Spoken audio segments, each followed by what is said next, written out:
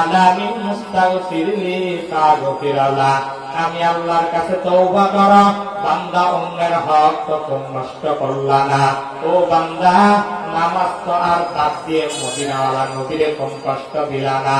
এজন্য মদিনাওয়ালা নবী বলেন, ওই রাত্রে বান্দা যত গুনাহ করেছ, মালিকের দরবারে যদি পুরো জিন্দেগীর গুনাহ নিয়ে যদি আল্লাহর সামনে হাজির হয়ে যাও, আমার আল্লাহ তাআলা বলে ওই বান্দা পুরো জিন্দেগীর গুনাহটা সামনে নিয়ে কাটি দিলে তওবা করতে দেরি হয়ে যাবে। আমি আল্লাহ ওই বান্দার গুনাহগুলো ক্ষমা করতে দেরি করব না।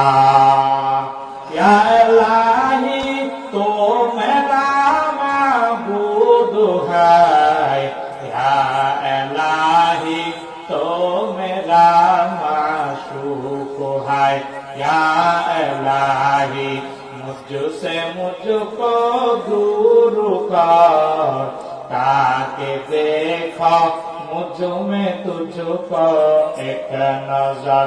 या इलाही तो मेरा सत्तार है, या इलाही तो मेरा गफ्फार है, या इलाही নিকুনাত শামসু কমার, ইয়া ইলাহি নিকুনাত শাদরু হাজার, ইয়া ইলাহি নিকুনাত আবওয়া সামা, ইয়া ইলাহি নিকুনাত জাওয়া হাওয়া। कुफर शिरका मेरे दिल से दूर कर, मेरे दिल में इश्क हक गुलजार कर, हसद बुक जो मेरे दिल से दूर कर, मेरे दिल में इश्क हक मामूर कर। মদিনাওয়ালা নবী জানায় দিলেন, এই রাত্রে বান্দা আল্লাহর সামনে এসে হাজির হয়ে যাবে। ওই বান্দাকে আমার আল্লাহ তাআলা প্রথমেই ডাকিয়া ডাকিয়া বলতে থাকে, কোন বান্দা আছো, আমি আল্লাহর কাছে ক্ষমা চাও, আমি আল্লাহ মায়া করে তোরে ক্ষমা করে দিব। আল্লাহ তাআলা দ্বিতীয় নম্বরে বান্দাকে ডাকতে থাকে, আলামিন মুস্তাগফিরলি ফাগফিরালা। এ বান্দা, তোর জিন্দেগীর মধ্যে তো তোর গুনাহ দিয়ে ভরপুর, ক্ষমা চাইলে ক্ষমা পেয়ে যাবি। বান্দার জিন্দেগি তো কোন অভাব নাই।